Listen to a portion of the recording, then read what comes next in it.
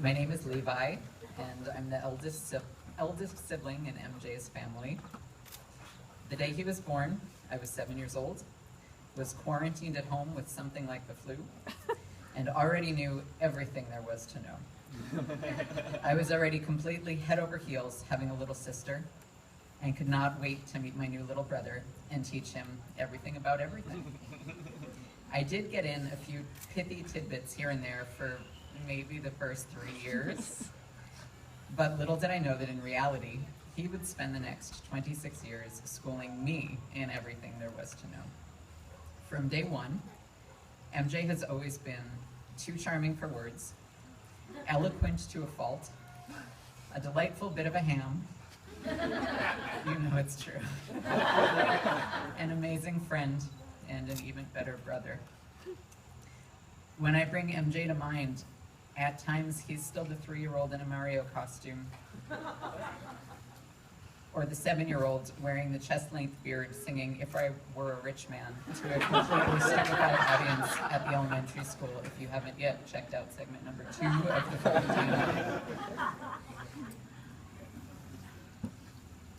But here he is, getting married to another man of great creativity, steadfast integrity, and most importantly, profound kindness. I've already lucked out with one unbelievable new brother in the past few years, and now it is my great privilege to welcome another to the family. We grow up thinking that we know what love is all about. For MJ and me, the messaging that we absorbed about true love came from a place that had a lasting impression on both of our lives: the theater. After all, they say theater is the great mirror for life itself.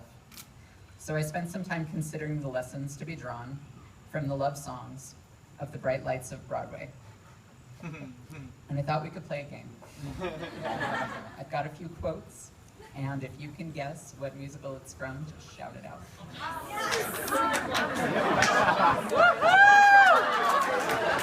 Guys and dolls! Winner gets sangria. Some of these messages are patently absurd. They lead us to believe that from here on out, every single day with our beloved will be filled with dazzling emotional revelations, standing ovations, or impeccably choreographed dance breaks at the very least. For example, all I can say is if I were a gate, I'd be swinging, and if I were a watch, I'd be popping my springs, and if I were a bell, I'd go ding dong, ding dong, ding. Or how about, I'm as corny as Kansas in August. South Pacific. You're in town. Oklahoma. Yep. Some Rogers. Now you're in town. High as a flag on the 4th of July, and if you'll excuse the expression I use, I'm in love with a wonderful guy. Now, don't get me wrong, unlike most couples, MJ and Nicholas do actually have a substantial number of standing ovations and well-choreographed dance breaks in their lives. But if we were to rely on only that, how could we ever hold our partners to realistic standards, or ourselves for that matter, or build trust and lasting love that sustained us through the mundane of every day, or the hard times that we faced together? Now, some of these musical messages are so blatantly unrealistic that I would not wish that kind of love on anyone, especially to individuals as healthy and self-actualized as MJ and Nicholas. For example, who could see that a man would come who would change the shape of my dreams? Helpless now I stand with him, watching older dreams grow dim. Anyone? Fiddler on the Roof. Awesome. Once you lose your heart, once somebody breaks it, then it isn't your heart anymore. Now, I know that MJ has dreams for his career, for world travel, for family, and I know that Nicholas has dreams to change the world, touching one life at a time. So why would the one who loves them most expect them to give up those hopes and aspirations? I think what we experience in love is very different than this dizzying, self-denying reverie. It is much deeper, much more life-sustaining, more affirming, and so much more substantial. It supports us as whole people with full lives and long-term goals.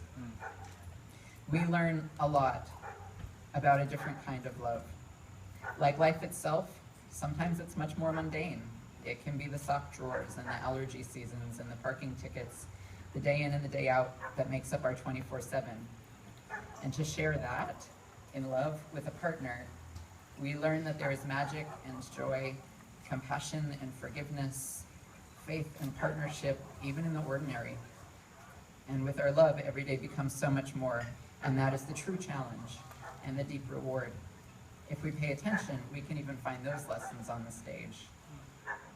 I've heard it said that some people come into our lives for a reason, bringing something we must learn, and we are led to those who help us most to grow if we let them. Well, I don't know if I believe that it's true, but I know who I am today because I know you. This one's a little harder. Even if the violins are all a bluff, if you're really wise, the silence in his eyes will tell you that love is only love, but love is wonderful enough. Hello, Dolly. MJ and Nicholas already have this wisdom. I thought that I knew a lot about pride once I marched in my first parade in New York City. That it meant balloons and floats, go-go dancers, and weak underage cocktails. But in truth, I have learned so much more about love and family and pride from my parents, from my own beautiful wife, from Lauren and Jeff, and from MJ and Nicholas. Real love can be, well, real. It will reflect the fireworks and the fanfare, the flat tires and the good deals at Costco, the hard life transitions and the amazing growth on our paths. And in what may be the truest understanding of love to ever hit the stage, as my very favorite playwright has taught us, I don't think there's anything you can throw at me that will make me run away screaming. MJ Halberstadt, not Jenny.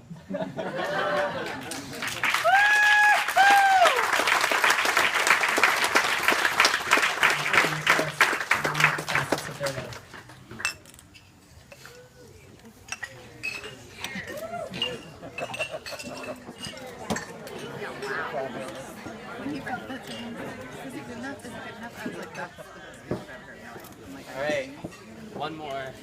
One of us. Like I was One of us. I can't handle it. Like in bed. Crying.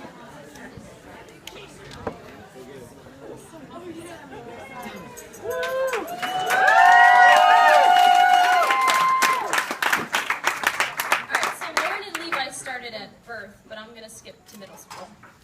So, I'm going to be a little candid here right now. When Nick finally came out to me, I had a few initial thoughts going through my 13-year-old head before I was really mature enough to comprehend it. First and foremost, the mysteries of his caramel-colored highlights and why he always kicked me off the computer so he could play Barbie Makeover have been solved.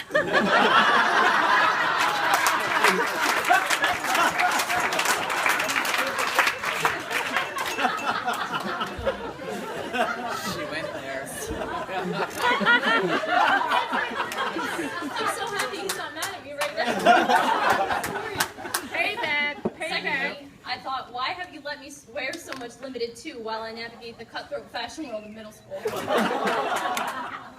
But once I started thinking about his future, I had genuine questions that stumped me at that age. I loved him and wanted him to find happiness like our parents more than anything. So naturally, I thought, is he going to get married? Will he want to? And most concerning to me, will he find what mom and dad have? As we grew up and I watched Nick find true happiness within himself, I established the latter concern to be incredibly and impossibly inaccurate. I thought love would be much more rare, Nick, and that you would have to be more vulnerable than the rest of us, whether you liked it or not. What is so humbling to witness is that these realizations were true, but in a way that's made this day possible and has added so much to your life and to ours. In the time I've gotten to know MJ and see the dynamics of your relationship, I've realized that you are constantly at your truest, silliest, most honest, and really borderline embarrassing state with each other. And you would not be here today without that. Any couple who is not willing to share every aspect of themselves with an equally willing person will not find what these two have. Amy Poehler, our goddess of life lessons, said, vulnerable people are powerful people. Opening your heart and sharing it means you're going to get so much love in your life. Nick, you have been and always will be an incredible brother. You are the most open, thoughtful, giving, and unconditionally loving person I know. Even though you used to tell me you would let me play your PlayStation with you and you never did. The thought was still there. And it's even harder to believe you used to never want me to hang out with you and your friends, but I know you didn't mean it, which is why I did anyway. And fortunately for us, you brought MJ into our lives, and I get another perfect brother.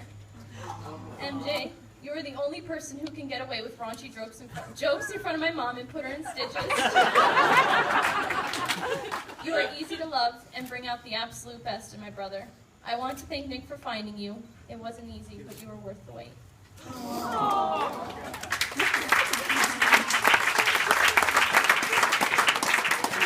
So I have a second part, like Levi did. Who here knows what Mad Libs are? Okay, good. So, for anybody who doesn't know, it's a story with missing words, and you come up with words prior to knowing the story, and so you fill it in. So, I have a story here, and I'm going to prompt you all for words. For example, I would say adjective, and Aaron would reply saucy. Yeah, I would. I knew that. All right. So, just whenever you think of something, shout, not all at once. All right, first one, I need an adjective. Thick. Ugly. Saucy. All right, we'll go with saucy. All right, I need a noun. Asparagus. Ryan Stanley. All right. Adverb. Swimmingly. Oh. Woo!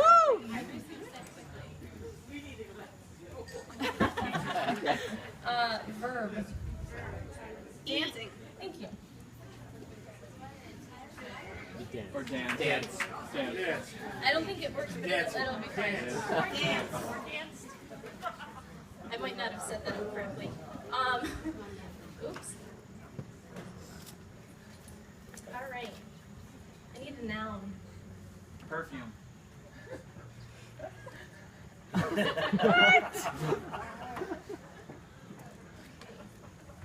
I need an exclamation. Holy shit! Ryan Stanley. Cheers. Take the wheel.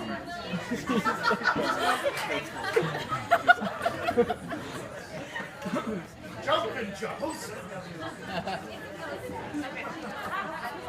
A place.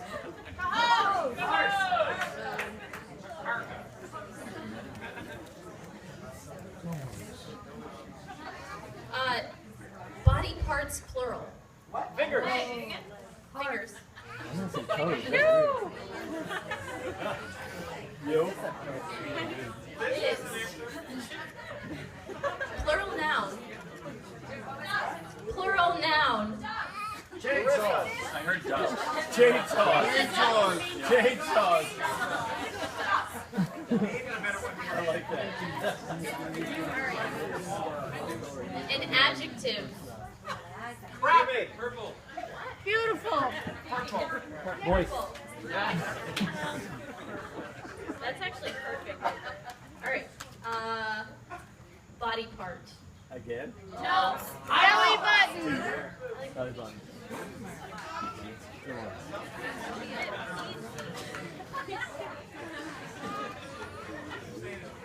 A verb. Eating. Going. Eat. Ferment. Yeah. That didn't fit there. Swim. What's that, swing? Swim. All right, one last one. One more adjective. Jauntily. Itchy. Alright, ready to Let's hear Are you ready? it. Once upon a time, Nick and MJ met in a saucy asparagus. The first thing that MJ did was swimmingly dance Nick. He was so shocked to be danced by MJ that he immediately asked him out for a perfume. Fortunately for Nick, MJ said, "Jesus, take the wheel." They went to Cahoe's and held fingers all night. They haven't been able to get each other out of their duck since. Lucky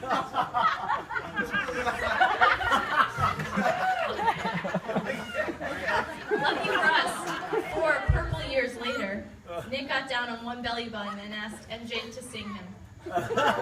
And here we are celebrating this itchy couple and their love.